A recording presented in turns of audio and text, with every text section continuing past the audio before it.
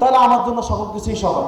তাই যখন ধর্মীয় শিক্ষা আস্তে আস্তে বিলুপ্ত করে দেওয়া হয়েছে, বর্তমান সিচুয়েশনে ধর্মের অবস্থাটা বাংলাদেশে কি দাঁড়াইছে আমি ছোট একটা জরিপ আপনাদের সামনে দিই। 1 নম্বর, বাংলাদেশে বর্তমানে 85% মানুষ কোরআন শরীফ পড়তে পারে না। 15% মানুষ কোরআন শরীফ পড়তে পারে, এর মধ্যে অনলি 5% মানুষ বিশুদ্ধ কোরআন শরীফ পড়তে পারে, আর 10% মানুষ অশুদ্ধ কোরআন শরীফ পড়ে। বাংলাদেশে 99% মানুষ কোরআন শরীফের তর্জমা জানে না। বাংলাদেশে প্রতি 10 জন বাচ্চার মধ্যে 6 জন বাচ্চা কালিমা তৈয়বা জানে না। বাংলাদেশে সবচেয়ে দ্রুতগতির ধর্ম কোনটা এই মুহূর্তে? খ্রিস্টান ধর্ম।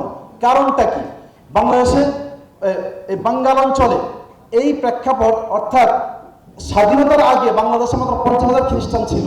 বর্তমানে অলমোস্ট 2 কোটির কাছাকাছি খ্রিস্টান বাংলাদেশে, যাদের বিভিন্ন নামে এদেরকে খ্রিস্টান করা হচ্ছে। এই যে প্রেক্ষাপট দাঁড়াচ্ছে, সামাজিক অবস্থা দাঁড়াচ্ছে, এটার জন্য দায়ী কারা বা এটা কেন হচ্ছে? এই যে স্কুলের মধ্যে এখন বর্তমানে 65,000 শিক্ষক নিয়োগ দিবে, আমরা যে বলতেছি ধর্মীয় শিক্ষক নিয়োগ দেওয়ার জন্য, একটু আমি প্রশ্ন করি, ধর্মীয় শিক্ষক নিয়োগ দিলে কি লাভ হবে? কি লাভটা হবে? সেখানে ধর্মীয় কারিকুলাম তো নাই, কি পড়াবে উনি? গত সরকার ধর্মীয় কারিকুলামকে বিলুপ্তির পর্যায়ে নিয়ে গেছে, বিলুপ্তির পর্যায়ে। আর এরপরে ক্লাস 1 থেকে 3 পর্যন্ত ধর্মীয় শিক্ষা রাখা হয়নি, 3 থেকে 6 পর্যন্ত ধর্মীয় শিক্ষা রাখা হয়েছে, শিক্ষক রাখা হয়নি, 6 থেকে এর উপরে পরীক্ষা রাখা হয়নি। তাহলে কি লাভটা হলো? ওই একই সিস্টেম আবার আমাদের বাংলাদেশে চলবে, যার কারণে নৈতিক অবক্ষয় ঘটে বাংলাদেশে কি পরিস্থিতি দাঁড়াইছে এই মুহূর্তে। বাংলাদেশে প্রতি মিনিটে 3 জন মানুষের 3 জন পারিবারিক বন্ধন টুটে যায়, ডিভোর্স হয়। প্রতি 30 সেকেন্ডে একটা করে অবৈধ গর্ভপাত হয়, যার 35% হলো প্রেমজনিত কারণে। একটা সংস্থা জরিপ করছে, বাংলাদেশে ক্লাস 9-10 পড়ুয়া ছেলে মেয়ে যারা আছে, এই 9-10 পড়ুয়া ছেলে মেয়ে যারা আছে, তাদের 20% তারা সতীত্ব হারায় ফেলে 9-10 পড়া অবস্থা। বাংলাদেশে 1 লক্ষ প্রতি আছে রেজিস্টারকৃত, 1 লক্ষ সমকামী আছে, 30 লক্ষ ড্রাগ এডিক্টেড আছে। এই যে সামাজিক অবক্ষয় ঘটে আসতেছে, আমরা কাদেরকে নিয়ে বেঁচে থাকবো? কারা রাষ্ট্র পরিচালনা করবে? এখন যে সামনে শিক্ষক নিয়োগ দেওয়ার জন্য এটা শুধু প্রসারী পরিকল্পনা, আমি আপনাদেরকে একটু ইঙ্গিত দিতে চাই, আপনাদের মাথায় রাখা দরকার যে শিক্ষক নিয়োগ দেওয়া হওয়ার চেষ্টা করা হচ্ছে।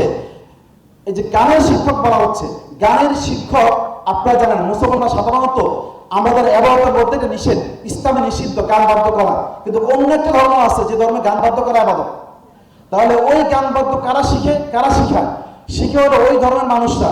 তাহলে শিক্ষক খুঁজতে গেলে ওই ধর্মের লোককে নিয়োগ করতে হবে।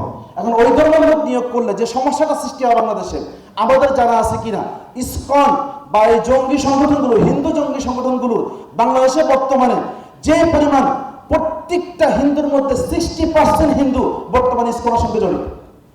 এরা লাভ জিহাদ নাম দিয়ে, বিভিন্ন নাম দিয়ে তারা মুসলমান নারীদেরকে বিভিন্ন যারা যা করা করতেছে সেটা আপনারা দেখতেছেন।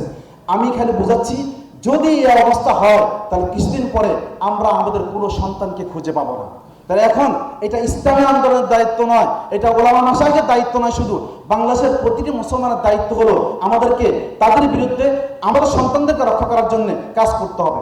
আর কাজ করার আমি 3টা পরিকল্পনা বলতেছি, শুধুমাত্র আলোচনার মাধ্যমে সীমাবদ্ধ রাখলে কোনো কাজ হবে না।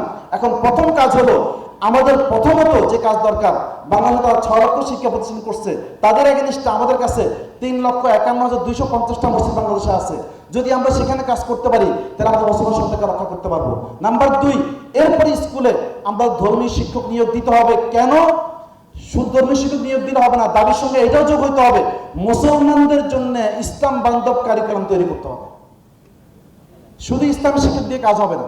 ইসলামী শিক্ষক দিলেন কি লাভ হবে? সে তো কি পড়াবে, তাকে পড়াই দেওয়া হবে না। তাহলে এইটা নাম্বার 3 হলো আমাদেরকে সরকারিভাবে, আমাদেরকে অবশ্যই এখন যারা রাজনীতি কোন আমরা আছেন, আমি অনুরোধ করব আপনারা আমাদের অধিকারকে আদায় করানোর জন্য ইনশাআল্লাহ চেষ্টা করব।